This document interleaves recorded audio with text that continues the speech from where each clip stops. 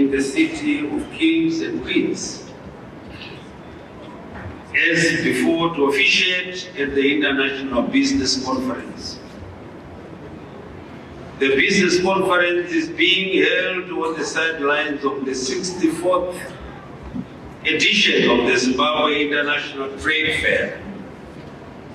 Allow me to acknowledge and appreciate the board and management of ZITF company and the National Economic Consultative Forum for putting together this high-level engagement platform. This conference has become an important annual event in shaping the discourse on national development.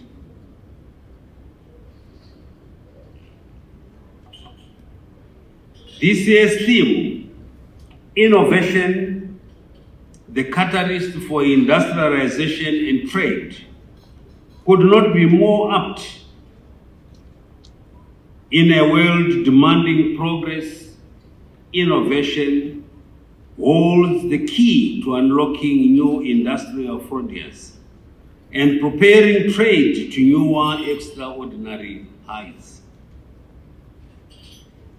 As the country marches towards becoming an empowered and prosperous upper middle income society by 2030, this theme resonates deeply with our collective aspirations as espoused in the National Development Strategy 1, where one of the 14 priority areas in human capital development is human capital development and innovation. In that regard, it is essential for us as the citizenry to harness innovation for the improvement of our industries and commerce, in sync with the President, His Excellency Comrade Dr. Emerson Dambudzo Mnangagwa's vision for this great nation, for Zimbabwe, our only motherland. Ladies and gentlemen, the world stands at crossroads as it faces complex challenges: global geopolitics, climate change, resource scarcity, and catching up with a rapidly evolving technological landscape. While these challenges exist, there are also hatcheries for immense opportunities. Innovation is therefore the engine that propels us forward, transforming raw ideas into practical solutions that revolutionize industries. It is important to note that innovation does not exist in a vacuum. It thrives on collaboration and symbolic exchange. As new industrial processes and groundbreaking technologies emerge, the transformation of trade also unfolds on a global scale. Innovation thus enables us to foster stronger trade relationships and to create new markets and opportunities for businesses everywhere. Government is alive to the fact that successful innovation requires a supportive ecosystem that includes robust infrastructure and enabling policies.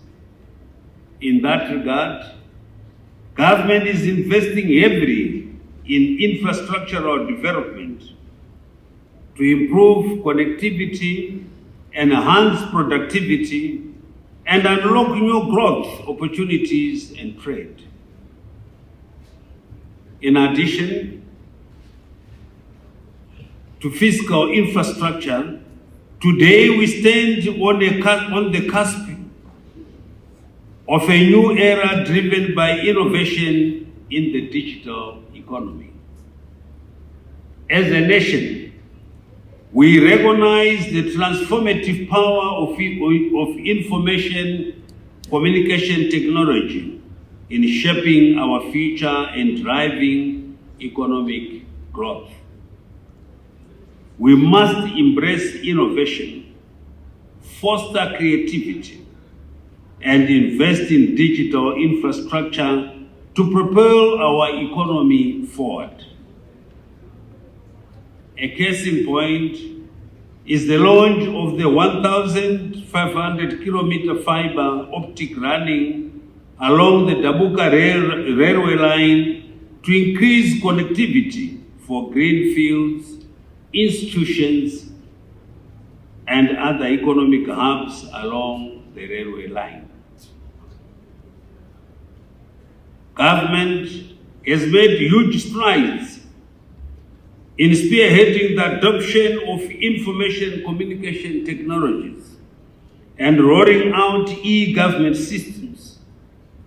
To date, several electronic systems, including the e-government procurement system, national identity management, integrated financial management information system, integrated electronic case management system, and the Zimbabwe Electric Single Window for the Zimbabwe Revenue Authority, among others, have been launched. This helps streamline administrative processes, improve service delivery, and enhance transparency and accountability. In this rapidly evolving landscape, I urge the business community to harness the potential of emerging technologies such as artificial intelligence and the Internet of Things to create new opportunities, improve efficiency, and enhance competitiveness on the global stage. By prioritizing research and development, supporting entrepreneurship, and promoting digital literacy, we can unlock the full potential of our workforce and drive sustainable growth. Tourism remains one of the major sources of foreign currency and trade. While its labor-intensive nature makes a huge contribution to employment creation, hence it should not be exempt from this innovation drive. I was somewhere where I thought it was somebody knocked at my door, says, "Your breakfast is ready." I opened the door, but I found this human being very funny. And I took my breakfast and said, "Thank you," turned, closed the door, and went away. That was a robot. So, you must also, Honorable Minister, think that way together with the Minister of Higher and Tertiary Education. It's not impossible, it's possible. Nothing is impossible under the sun. So yes, we have got too many who can be working, but we can also improve in that area, innovation. That's what is key. Hence, it should not be exempt from this innovation drive. I'm talking the area of tourism. The tourism sector registered a 34% increase in tourist arrivals in 2023, exceeding the pre-COVID tourist arrivals.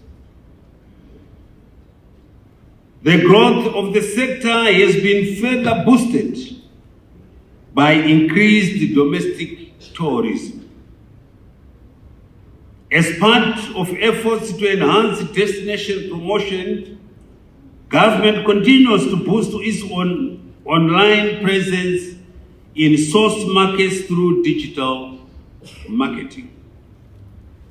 These digital marketing efforts, coupled with recent deployment of tourism attaches in key source markets and participation at major international travel and tourism fairs, are expected to boost our international tourist arrivals and tourism revenue.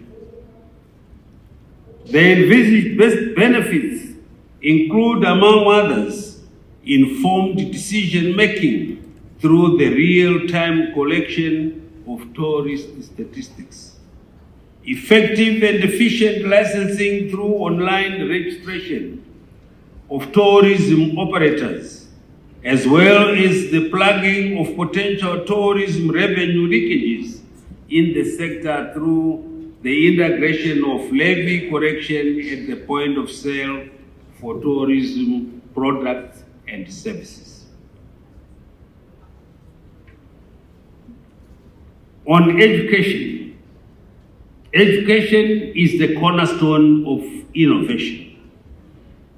Through our heritage-based Education 5.0 policy, we have made sure that as a country, we strive to foster creativity, equip learners with problem-solving skills, and the technical expertise to thrive in the ever-evolving industrial landscape. During the first half of the National Development Strategy 1, 13 innovation hubs and industrial parks were established at tertiary institutions. You saw those being demonstrated by Professor Mugera.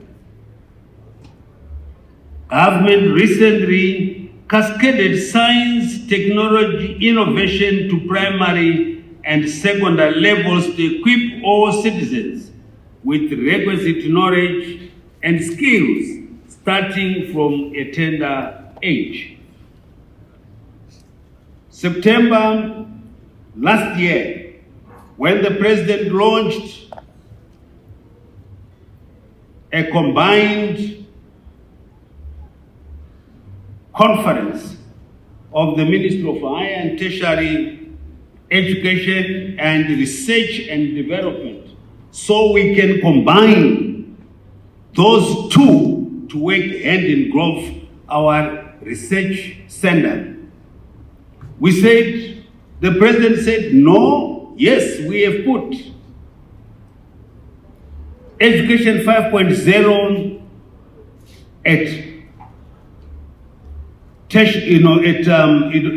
university level. We need now to cascade down. We start at ECD. So our children, as young as they are, they must start learning mathematics. They must start to play with toys so that they understand what it is all about engineering. They must start to learn science. Yes, somebody was talking about here, we talk languages. Some might be great linguists, but unfortunately, you don't build a wall with languages. You need a brick. You need whatever, mortar, whatever it is made out of, whether it's cement or it's pure soil, you need that. And you need a trowel. And you put a brick upon brick and a wall stands. Or you put a brick upon brick and a wall stands.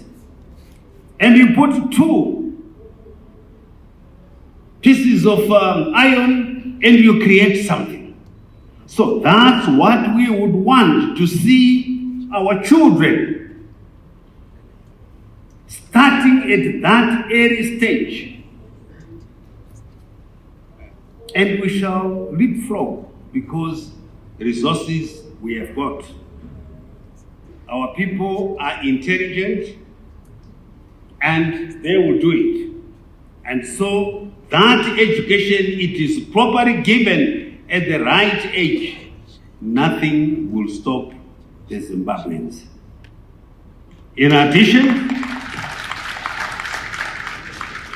government has made great strides in satellite manufacturing, assembly, testing, and collaborative research framework in space engineering. This innovation has ensured that we now have Zimbabwean human capital capable of designing, manufacturing, assembling, testing, and launching satellites into space.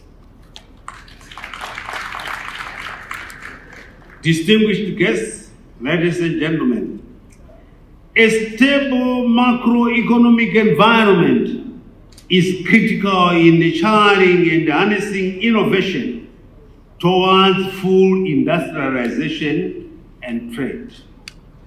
Noting the exchange rate induced instabilities that had engulfed our economy, government through the central bank has introduced the structured currency, the Zimbabwe gold,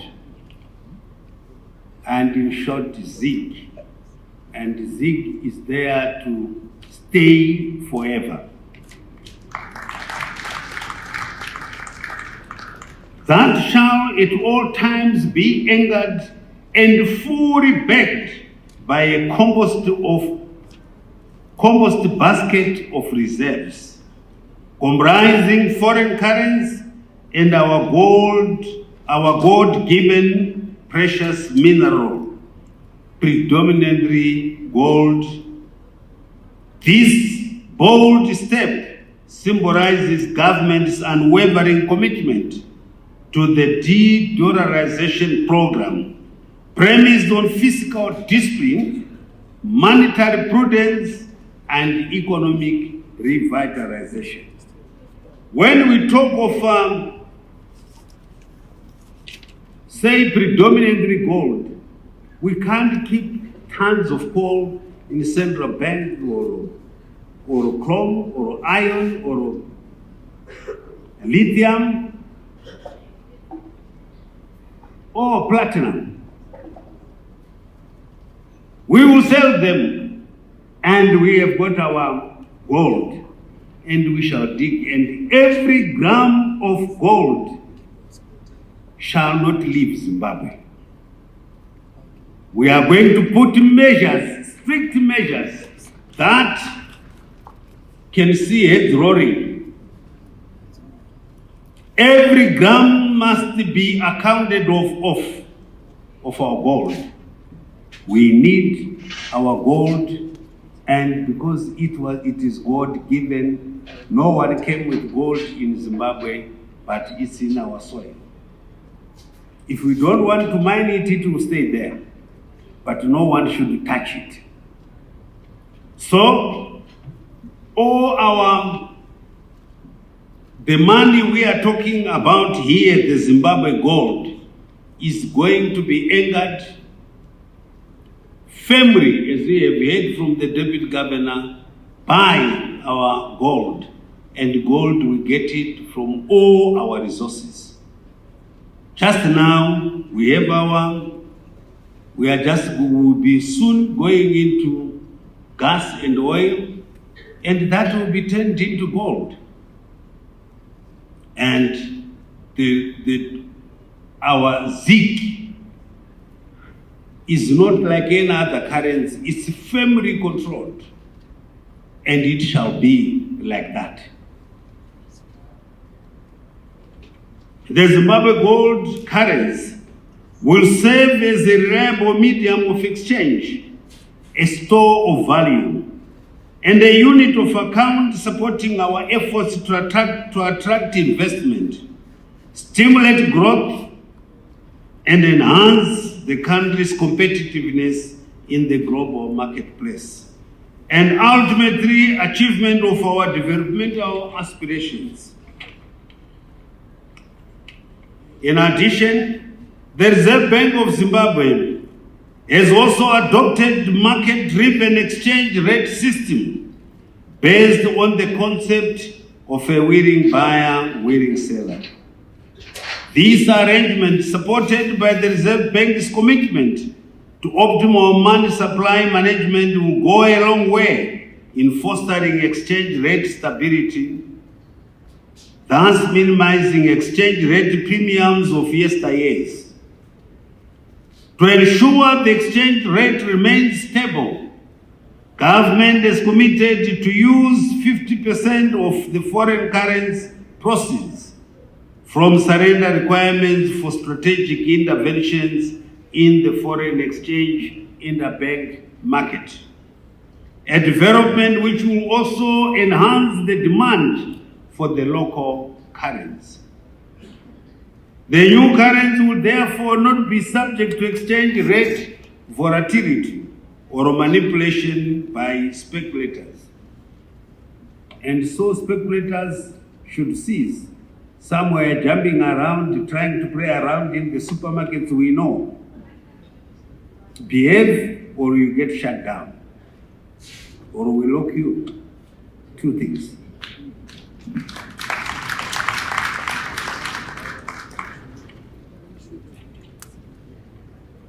Furthermore, in order to create super demand for the new Zimbabwe gold, government through Treasury has also issued a mandatory instruction to all public entities to pay 50% taxes through quarterly payment declarations in ZiG.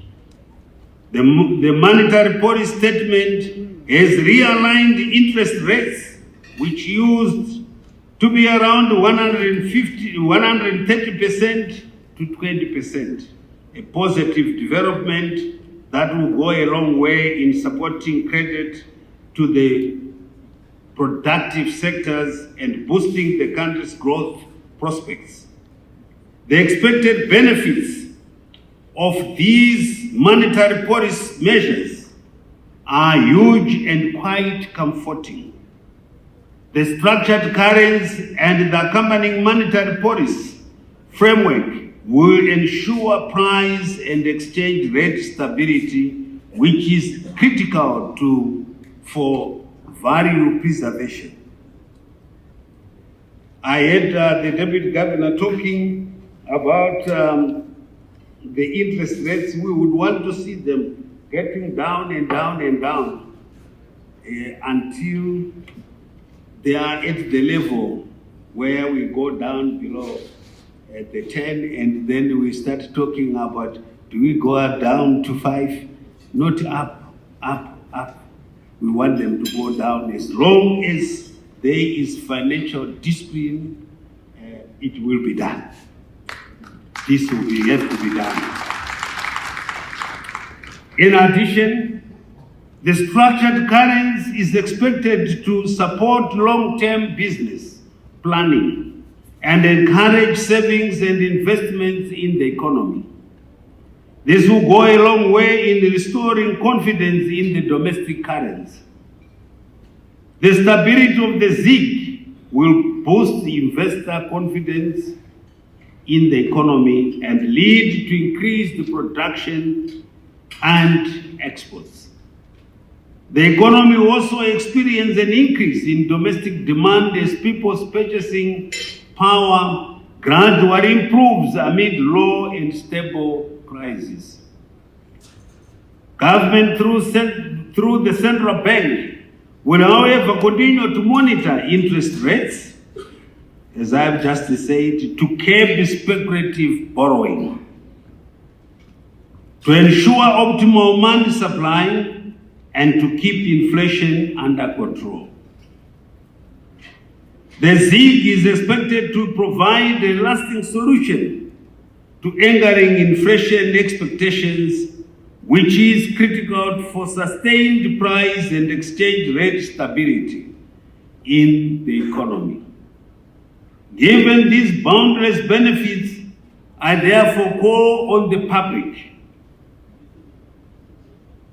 the private sectors, you are yourselves in the majority here, including the households, labor and businesses, civic society, and the international community, to fully embrace and support the Zimbabwe gold currency.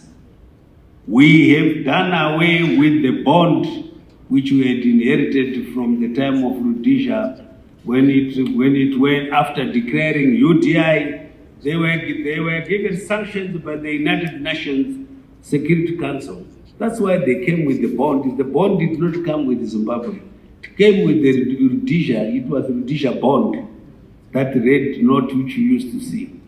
So the bond is away. We now have our Zimbabwe currency. We now have our what? Zimbabwe currency. Support it. Distinguished participants, energy is a critical input to successful innovation drive. Without an adequate energy supply, it will be difficult to unleash the innovation potential of our scientists.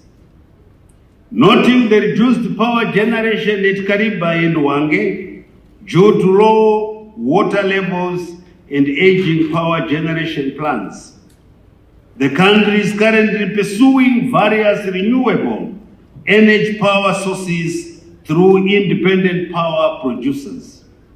Several solar power plants are under construction around the country, including the 300 megawatts Chipangai Renewable Energy Technology Park, the 30 megawatts Vungu Solar Project, the 25 megawatts Power Venture Project in Chirobe, Hwange, and 10 megawatt Riverside Solar Power Plant in Mtoko.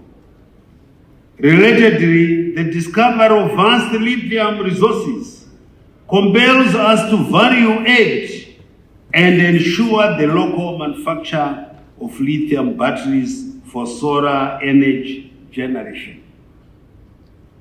Local manufacture of lithium batteries will make them more affordable and accessible to the general populace. As the world shifts from fossil fuel-powered vehicles to electric vehicles, we should strategically position ourselves to benefit from our lithium resources. We need to have the lithium vehicles made in Zimbabwe.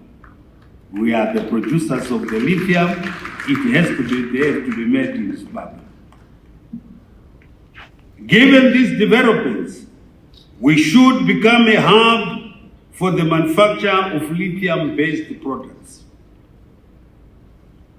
Plans are also on course to explore wind energy generation with wind resource assessment, feasibility studies having been commissioned during technical support by the African Development Bank. Government has also adopted a deliberate policy of establishing hydropower plants at every dam under construction. As government, we urge corporates to support these initiatives by also putting up independent power generation facilities that can also feed onto the national grid. Yes, we talk of investment, but if one is coming for a major investment project which requires a lot of electricity, let's help each other. That's what we are saying. Put something that can be used to run your that company. solar,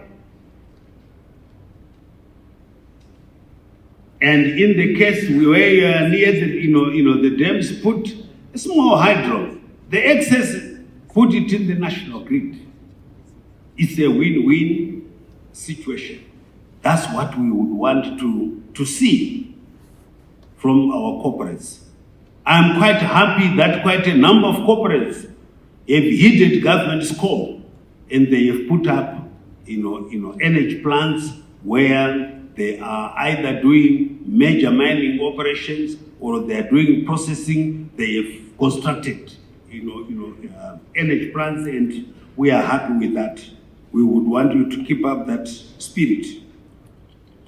Given the climate change-induced uncertainties in weather patterns, it becomes imperative for us to be at the forefront in terms of innovativeness in the agricultural sector, which is a major source of our manufacturing sector throughput. As you may be aware, following the El Nino-induced drought during 2023-2024 summer cropping season, the country is expected to harvest about a third of its projected agricultural output.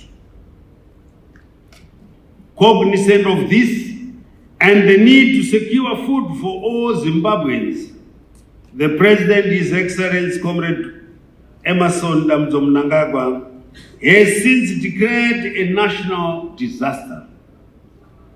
This has paved the way for the intervention of the international community, development and humanitarian partners, financial institutions, churches, and the private sector in making sure that no one will die of hunger in the country.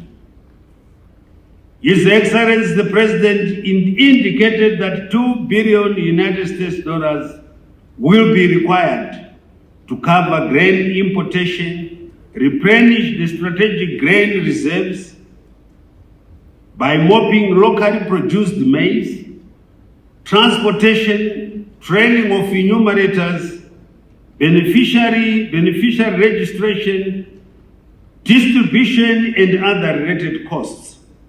I therefore call upon you in your different capacities to support these efforts to ensure food security for all Zimbabweans. Training of enumerators, these are not for voter enumerators or census. We want to know each and every household who don't have adequate food. Yeah? Are we together?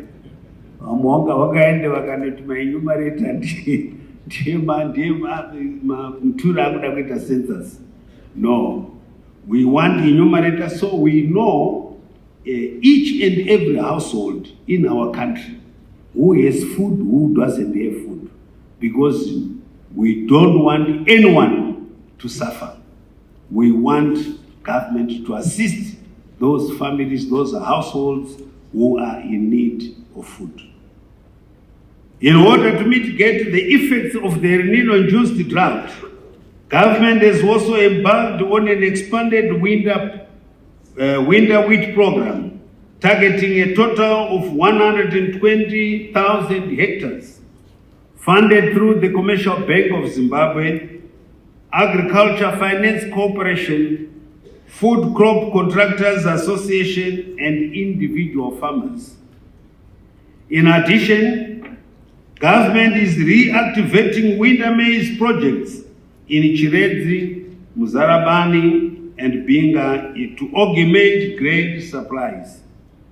Government is also enhancing irrigation development and is targeting to develop 133,000 hectares to bring the total under irrigation to 350,000 hectares by year 2028. Furthermore, government is accelerating the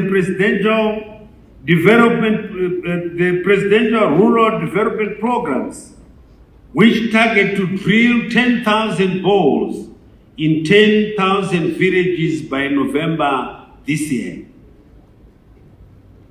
Innovation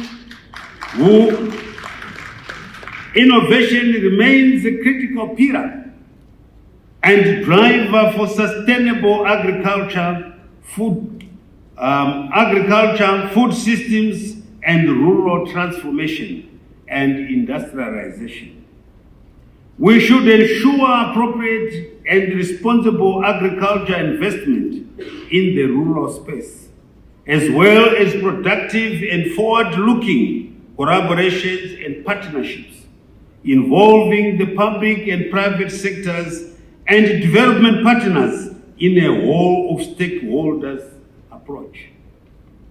Distinguished delegates, ladies and gentlemen, the same spirit of innovation must also cascade to our mining sector.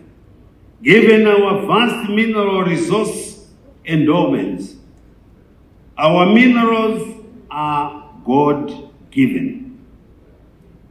And I repeat, our minerals are God-given. And Zimbabweans should benefit from every mineral extracted in Zimbabwe. This will be achieved by ensuring that government has substantial shareholding in all major mining operations. The lithium boom that we are experiencing as a country should strongly change the industrial and economic landscape of the country through value addition and beneficiation. We should be leaders in the manufacture of lithium-based products. In addition, Zimbabwe recently discovered oil and gas. Thus, we are poised to become a player in the global petroleum industry. In that regard, government shall continue to develop policies and set up industrial parks to foster and promote mineral value addition and beneficiation. I therefore challenge the private sector to take the lead in developing the value chains that exist in the mining sector. We are excited that the Zimbabwean economy has been on the positive growth trajectory, with real gross domestic product growth of 8.5% being recorded in 2021, 6.5% in 2022, 5.5% in 2023, and 3.5% growth rate being projected in this year, 2024, despite the El Nino-induced drought that is upon us. It is gratifying to note that capacity utilization in the manufacturing industry increased significantly from 52.6% in 2017 to 66% in 2022. However, it declined to 56% in 2023 owing to power supply challenges. On a positive note, shelf space occupants of locally manufactured goods in retail outlets increased sharply from 55% in 2021 to 80% in 2022 and 2023, respectively. Going forward, government is crafting the Zimbabwe National Industrial Development Policy aimed at leapfrogging our transition from a primary commodity-based economy towards a technologically advanced and diversified economy. As a member of the Southern African Development Community, SADC, Zimbabwe fully subscribes to the SADC industrialization strategy that emphasizes innovation, transformation, and strengthening inter-industrial links. Our strategic location and well-developed infrastructure network make Zimbabwe a gateway to the vast African continental free trade area. A market of 1.3 billion people across the continent with a combined gross domestic product valued at 3.4 trillion United States dollars.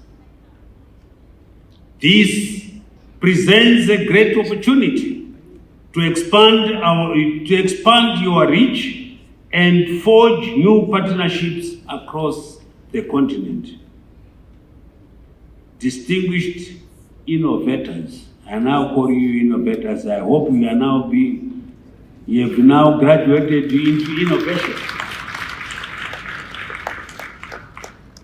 Zimbabwe offers a wealth of opportunities across key sectors of the economy, such as manufacturing, mining, agriculture, and tourism. Over the years, the overall ease of doing business environment in Zimbabwe has been improving. Government has been pursuing ease of doing business reforms as part of broad measures to enhance the country's competitiveness and investment environment. I encourage you to join us in shaping the future. Invest in Zimbabwe and become an architect of global supply chains.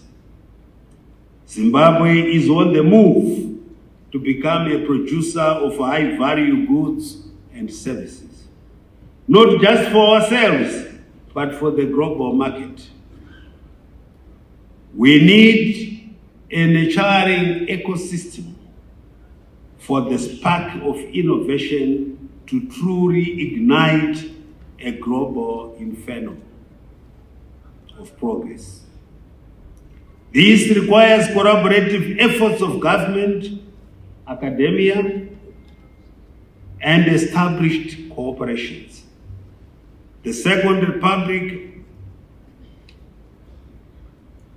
EMBRI, led by the President, His Excellency Dr. Emerson Damzo Mnangagwa, leads the way with supportive policies, streamlined regulations, access to capital and tax incentives that empower aspiring industrial innovators. Together, through innovation, we can unlock a world of possibilities for a brighter future. We can create new industries, forge strong trade relationships, generate jobs that propel economies forward. Let us commit in nurturing this spirit of innovation, unleashing the potential of a new era of industrialization and trade. With these remarks, it is my pleasure to declare the Zimbabwe International Trade Fair 2024 International Business Conference officially opened.